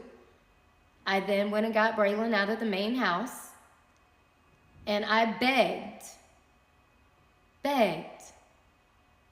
for that trainer to let me out. And at 3:30 in the morning, he let me out. So I head to the Airbnb and I get a message that I can no longer check in early. I then have to call the trainer back. And he states that because there's nowhere place safe really for me to just sit in a car for hours in that part of Georgia with a child, a car full of stuff, and animals to come back. So I went back. But I was told to hide around the corner to where he could not see my car. He was now assuming that I was gone. I did just that. And once I was able to check into the Airbnb, I sent a text, and so did the trainer. And when Superman was gone, I escaped. I stayed in an Airbnb for a couple of weeks, and I actually spent time with Jennifer Williams and Royce Morgan. Love y'all. They actually kept my head together. I'm forever grateful. When I started heading home, I called my family, I called my friends, called my attorney, and I called mama number 2. I told her what I had just done, and she, of course, was like, girl, how crazy are you? You're stupid. Like, how'd you fall for that? Don't ever do no dumb shit like that again. And she was absolutely right. When I got home, I received a phone call from grandma of baby number 5, and she was asking me when I was going back. I told her I was not. I expressed to her my concerns, and she said that she was supposed to be going for Father's Day. I said, I would tell you not to go. And she's like, oh, well, I think it'll be okay. Well, grandma takes baby number 5 to Georgia for Father's Day. She is later kicked out of the house with guard dogs on the floor. And she did not see her grandchild for months. That is how he took custody of baby number 5 from his grandmother, who helped raise him when his father hadn't been in his life pretty much ever. I later learned that the plan was for me to stay in Georgia for an extended period of time so he could claim residency over our son and later kick me out of the house. He had asked me what my bills were, and he was talking about ending child support, and whatever my bills were, he was going to subtract that from what he gave me. I almost fell for it. I didn't, but somebody else did. What happened next is not my story to tell, but it turned my world upside down. I struggled for 2.5 years with suicidal thoughts and a lot of self-blame. I'd also shut down my dance company and stated it was because I didn't enjoy teaching anymore, when in fact it was because I knew I needed to get my shit together. I then landed a job at an HBCU. I was proud of myself. It was a job that I enjoyed and that I really put my heart and soul into. I fought for that team every single day, and it kept my mind off of other things. In 2023, I attended the NAACP Awards. As I looked around, I saw all of these people that I looked up to and wanted so much to be like. I was amongst greatness. I realized at that moment that it was time to take my power back. I did the Heat Dancer reunion. I made amends with Tracy. We had a splash bash. We released lanterns for remembrance as well as emotional purges. I was doing well. In July, an accusation comes out about my child's father. In September, I do an interview with Carlos King. I then do another interview with Vlad TV. Followed by that was then an admission of what the accusation was. And like Mace said, I agree with him when he said it's never consensual when it's a surprise. Well, 2024, I posted a reel and recounting 2023 and how excited I was. And I'm still not getting any child support, but I'm trying to make do. I'm using my savings because this can't continue to go on forever. My savings is now being drained, and I'm offered a Basketball Wives contract. After talking it over with my attorney, they think that it's a good idea for me to take it. Yes, the person who said I would never go back to that show, I was gonna go back. So Superman #1 was correct when he said somebody needs money. Well, yeah, because your predecessor ain't shit. Hey y'all, this is Royce, and I'm here to tell you a story about how my life changed beginning July 31st, 2004 until even now, all because I had a baby by Superman. Part 9, the final chapter. As I stated before, I agreed to take the $113K because I figured I would be able to flip the money that I was receiving from the Basketball Wives contract. I had also received a contract for an artist development company in New York, and I just felt like I was good. I also still had my job at the HBCU. Well, shortly after, I am headed to the airport. I get there, I check in, I go through TSA. I have my cat with me. When I get to the gate, I go to the gate and I just want to make sure that everything is okay with me and my pet. He says, I just sold your ticket. I asked him why, and he said someone refunded it. I get on the phone, and that is how I found out that they had canceled my Basketball Wives contract. I'm not saying he had anything to do with it, but that's what happened. Later on in 2024, I was fired from my HBCU job.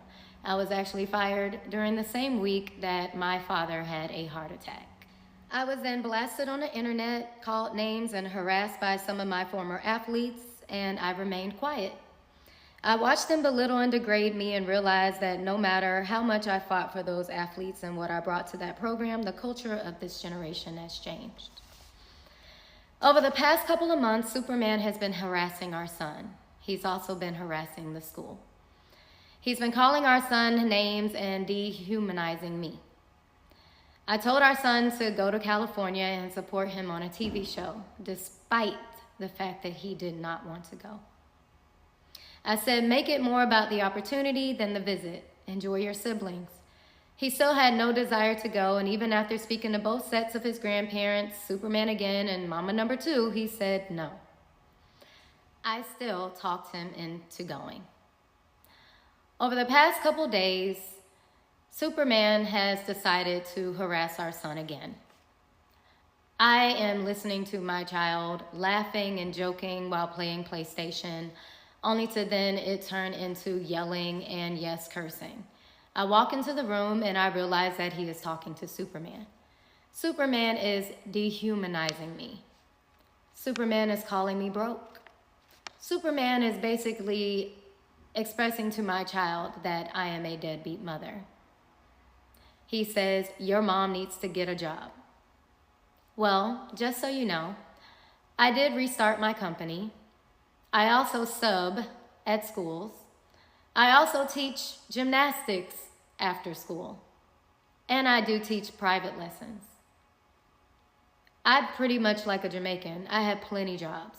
Because one thing you won't do is break me. So as you sit here and you decide that you want to rewrite history, I think is one thing that is important to know. I am the one with the paperwork. I am the one with all the phones. I have told you to leave me the fuck alone. As we go into 2025, my prayer for you is not blessings, it's hell. Happy New Year. Oh, and Tiffany's story coming soon, 2025. That's mama number 2. Bye. But their son has had issues, right?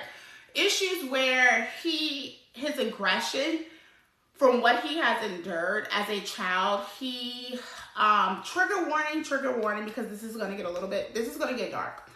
He has apparently done sexual, things, or has acted inappropriately with children while he was a child, and it was due to, and the understanding or the allegations is that it's due to what he has experienced and what has happened to him as a child, because those things typically are not just happening by random chance. Like, something has happened to a child for them to exhibit that same behavior or do that same behavior to another child. So the trauma that Royce's son allegedly had gone through is the reason why he got into some legal troubles, and Royce basically, and Dwight could not leave him alone unsupervised with minors, right, of a certain age. And so it happened, and around 2022, Royce ended up getting arrested because she left her son alone unsupervised with a minor under the age of 14.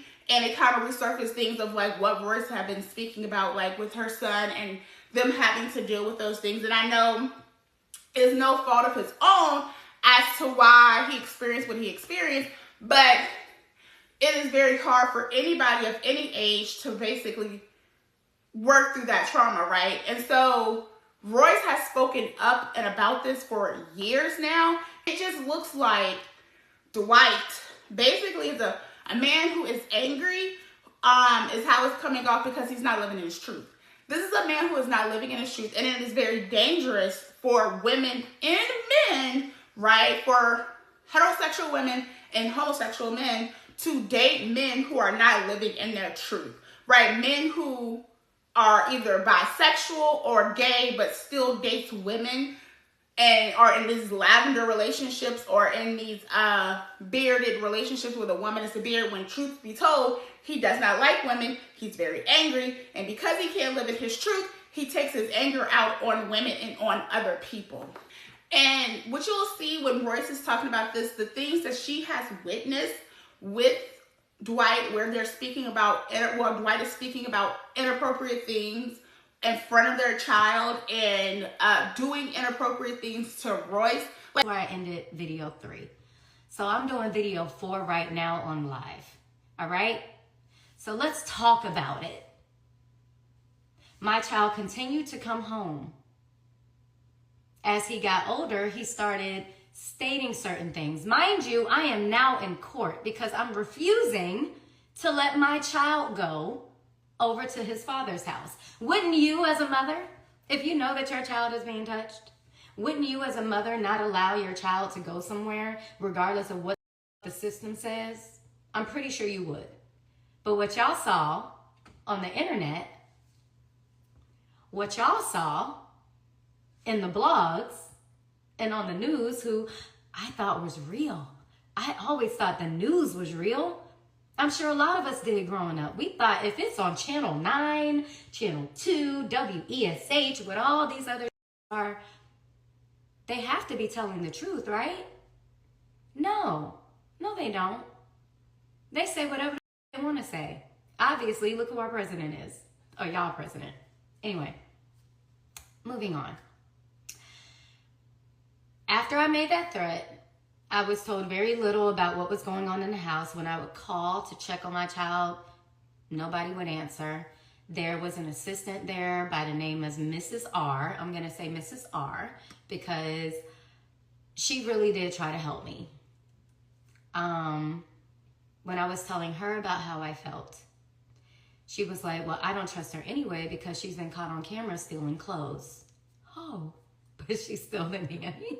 It's crazy to me. But anyway, cool. Let's move forward.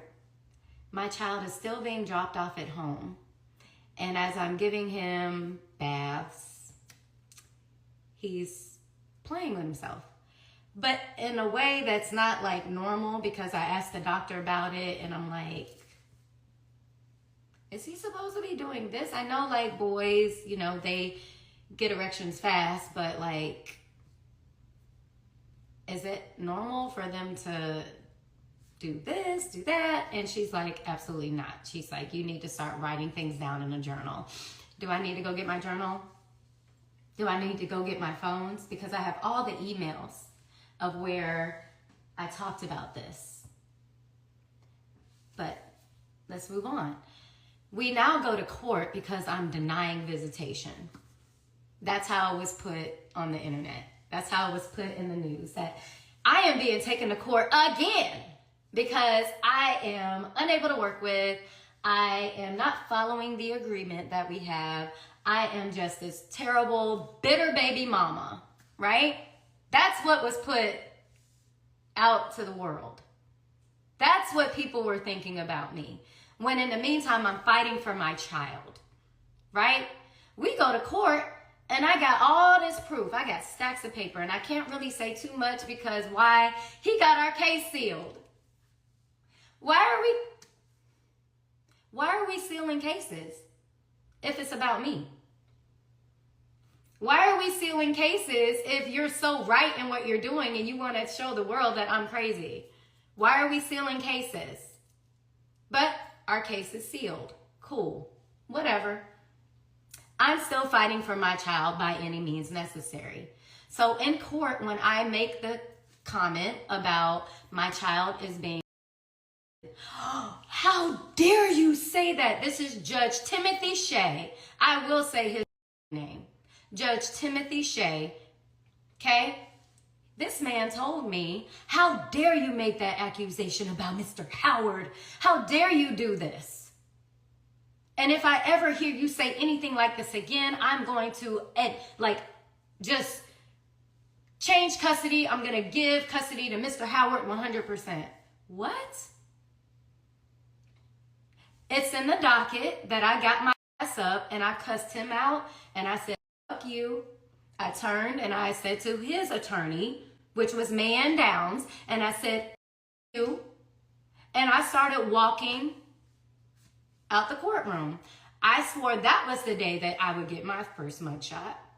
I did. But I didn't. I walked. I didn't run. I walked to the elevator. I got on that elevator. I walked out the courthouse. I walked to the parking garage. I got in my car. I left the parking garage. Nobody stopped me. But yes, I also called his attorney a bitch. I did. Like, the rabbit hole goes deep. And the thing about it is, as it pertains to Royce, like, no one really was giving her the credit that she deserved. Like, when she got arrested, I remember people saying, like, oh, she's crazy. She knew better. Why did she leave her son alone? This is child neglect and all of the things, right? But the problem is, when it comes to things like this, is that society often discredits the woman, right? When there's concerns that are raised against very powerful men, such as a Dwight Howard, right? She says he puts on this, she did an interview with Cam Newton, like, he puts on this great face, you would never know. I know men like that in my personal life, who puts on a good face, but who presents well to the public, who presents well to the court, but behind closed doors, they're holes, right? They are dismissing you, shutting you down, disrespecting you. They might not be physically putting that on you, but this is abusive nonetheless. And in often cases, there is physical, happening. So, like, I believe Royce when she says he presents well to the public, but behind closed doors, he's not like that. He's a very angry man. And angry men are men who are not living in their truth. They are unhappy because they cannot be publicly who they want to be. And she talked about in her videos about this pastor and how basically she said that Royce made allegations that Dwight was SA'd as a child and the sister was SA'd by the child by a family member, and they kind of just used the church as a way to basically say that this is how they got over their trauma. and she said her son was abused for over 5 years in the church. They tried to use the church as a way to heal him from his trauma. Traits. I did start paying attention to what he was telling me versus what was being done. So his sister and him coming on my live yesterday and commenting, and I'm so happy I didn't see it because I was just so into speaking. I'm so happy I didn't see it because had I probably would have said a lot more, such as their older brother molesting them, okay? I'm just gonna put it out there. And y'all might be like, oh my God, did she just say that? Yes, I said it because the same thing happened to my son for 5 years and nobody did shit. Okay? So when you're dealing with a family who has had sexual assault and molestation in their family and they hid it, they went to church. Heal my son. Okay? And it was a half brother, so it wasn't the mother's son, it was the father's older son. But finding out about all this stuff, and I've heard it before, but I didn't hear it necessarily in depth when he was crying on my shoulder about things that had happened to him and his sister. I kept it. But then when it started happening more and more and more, and now you're trying to basically be quiet, and you're trying to act like it didn't happen. There was an entire interview that was done about this brother and how much he loved him and everything. You go on Google or you go on Bing or whatever these little search engines are, you don't see them. You don't see them at all. All those stories have been wiped clean. So when people tell you that something is on the internet, or when something is on the internet, it's on there forever, that's a lie. Money can get removed, okay? There is not one story about that brother anymore. But yes, that is a brother that did his sister for years, and they still sent her to spend time with him during the summer. The only time that that brother went to jail was when he met his own daughter, and she told. People are mandated reporters. Okay? He had done to the brother, him, his sister, none of that, because they believe God can handle it. All right? So for 5.5 years, my child was molested. And I knew it. I threatened the nanny. Well, let me not say threatened, because like I said before, I promised her if I found out that she was doing something to my child, we're going to have a problem. When I found that out, what happened? I get ghosted, y'all. I now know nothing about what is going on in that house. And that's where I ended video 3. So I'm doing video 4 right now on live. All right? So let's talk about. And I don't know if y'all remember, but like several years ago, there was a lawsuit that was filed by another man, I think his name was Steven, against Dwight Howard for allegations of SA. And essentially it was dismissed with prejudice, meaning that he could not refile or bring up these allegations again in a civil matter. And the allegations were egregious. So if I can find a video of someone talking about this lawsuit, I'll put that clip in there. Former NBA star Dwight Howard is being sued by a man he met on Instagram who now says that Dwight falsely imprisoned him and SA'd him. Dwight is now asking the court to dismiss the case. Hold on to your hats, because this is a wild ride. According to Radar Online, Dwight Howard admitted to meeting the man on Instagram to hook up, but denied that the lover was assaulted or forced into a threesome. Stephen Harper said that Dwight Howard reached out to him in May of 2021, exchanged numbers, and shortly after, Dwight texted Stephen. In the text, Dwight said he was into freaky stuff and wanted Stephen to send explicit photos. Dwight admitted to exchanging explicit photos and videos with Stephen. In July of 2021, Stephen went over to Dwight Howard's house. Dwight claims that they removed each other's clothes and started to engage in consensual kissing. In his lawsuit, Stephen claims that Dwight surprised him by bringing out a man dressed as a woman. The man called himself Kitty. In his lawsuit, Stephen claims that Dwight Howard wanted a threesome, but Stephen resisted. Kitty and Dwight Howard began to engage in some activities, but Stephen was uncomfortable and did not want to participate. Stephen claims that's when Dwight Howard started touching him, and Stephen asked him to stop. But according to Stephen, Dwight Howard said he was going to do whatever, and Stephen was going to like it. This is when Stephen claims that Dwight Howard essayed him. Stephen also claims that Howard stopped after he realized that Stephen was not enjoying what Howard was doing to him. Stephen said after the incident, he tried to call her Uber home, but Dwight Howard made Kitty take him home. Dwight Howard denies that Stephen was surprised by Kitty. He says that Stephen was fully aware that Kitty would be arriving at his home. Howard also admitted that Kitty was a man dressed as a woman, and he admitted to touching Kitty and Stephen, but said everything was consensual. Dwight Howard denies that he essayed Stephen. He also denies that he made Stephen perform any acts, and he also denied that he forced himself on Stephen. Stephen submitted the following text message as evidence. You can pause to read. Dwight Howard is no stranger to lawsuits. He just settled 2 lawsuits. He recently settled a lawsuit with 2 women who were taking care of his snake, and he settled a lawsuit with an ex-butler. He is still facing a lawsuit by his Georgia neighbor after suffering injuries from running into Dwight's car in the road. But the thing is, people have been speaking out and against Dwight for years, but he is a man who has so many resources and powers. So when it comes to men who are not living in their truth, deception and secrecy in a relationship can create harm.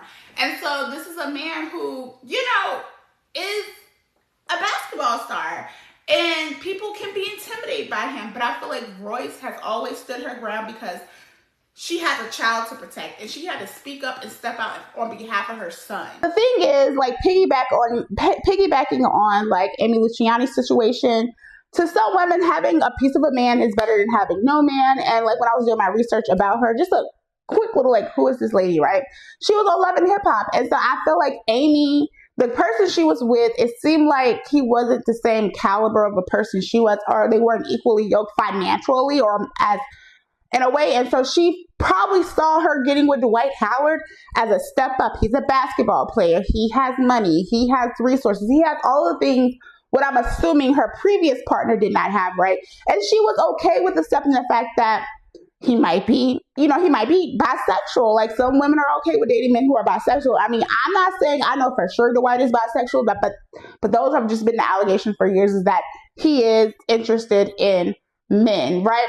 And so the interesting thing is, one of the things I hear men who are gay talk about is that a lot of men who are on the down low are attracted to women who are very masculine presenting, and Amy has very masculine features and things such as that, right?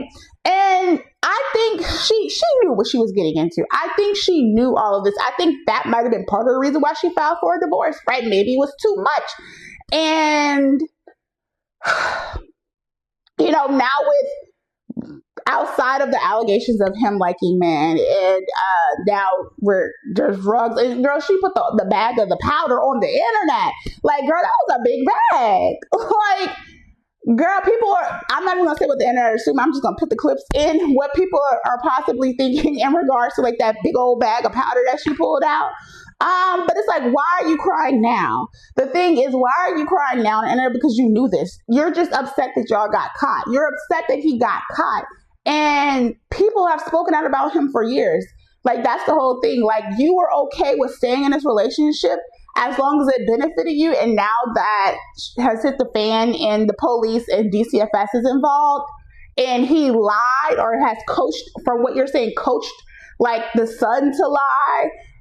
Royce has been saying all this for years. Like, has coached his son to lie against you. Like, girl, we don't know what's true and we don't know what's false in the situation with Amy and Dwight. All we know at this point is that she's saying DCFS has gotten involved and the police have gotten involved. But I feel like there are just some women who just prefer to have a man because having a man is better than having no man, regardless of how abusive he may be. It don't look good, Amy. And the thing is, I don't know how well, I don't know if like Royce has since spoken out about it as well, to the situation with Amy crying on the internet. It's bad. It does not look good. But the thing is, I just feel like people knew, right? People have known that people have spoken up and against Dwight for years. And I think Amy knew. If I have to be frank, I feel like Amy knew. I feel like Amy knew. I feel like the block is just too hot.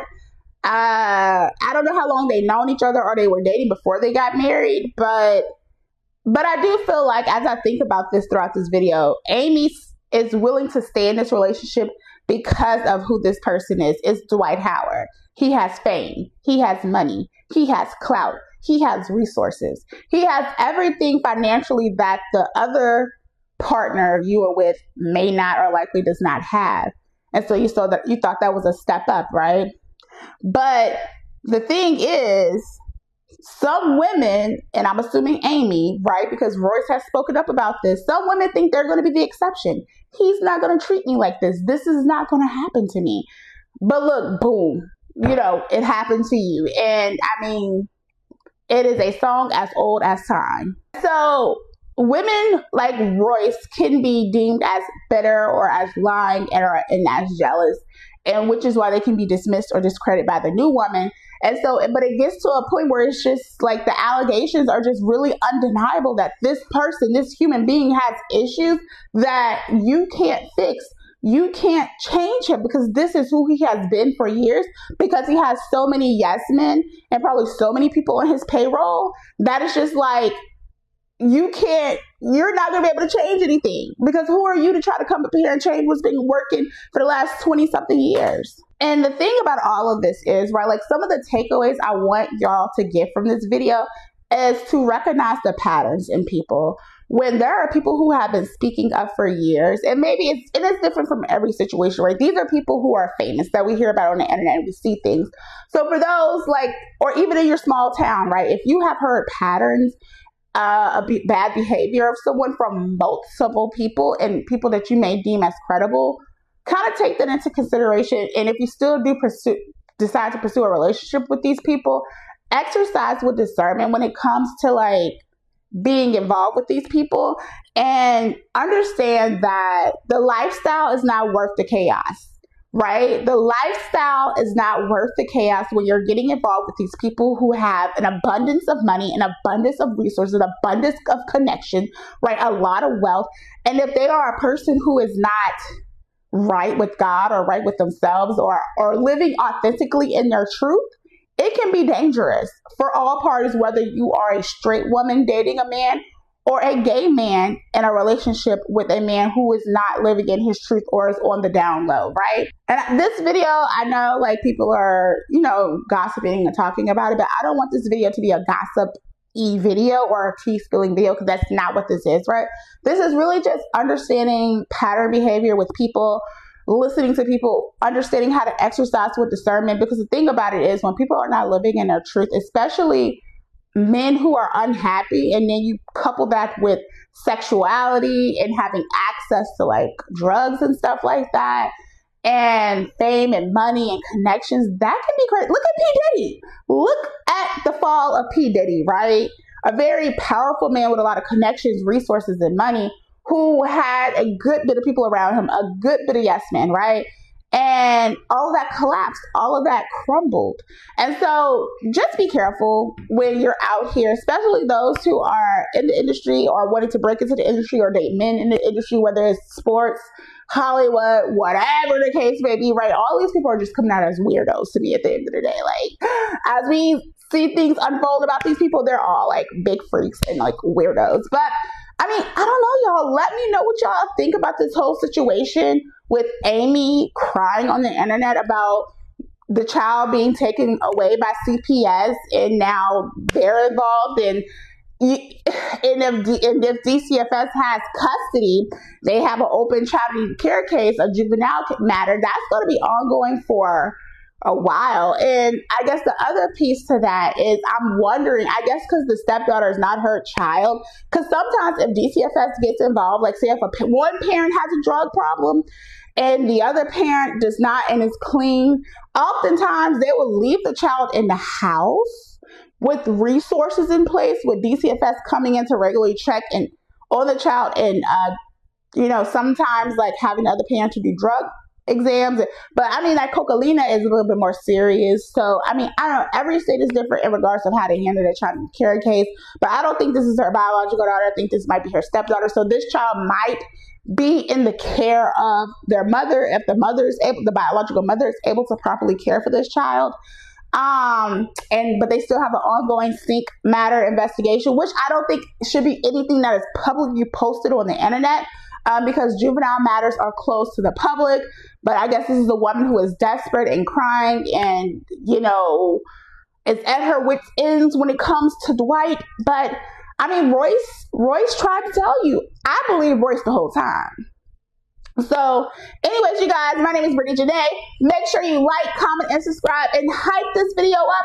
And what do y'all think about this whole situation with Royce, Amy, and Dwight? Like, do you feel like, what do y'all think? I've always believed Royce. I think there are some very nefarious things that has happened to her son, because her story hasn't changed.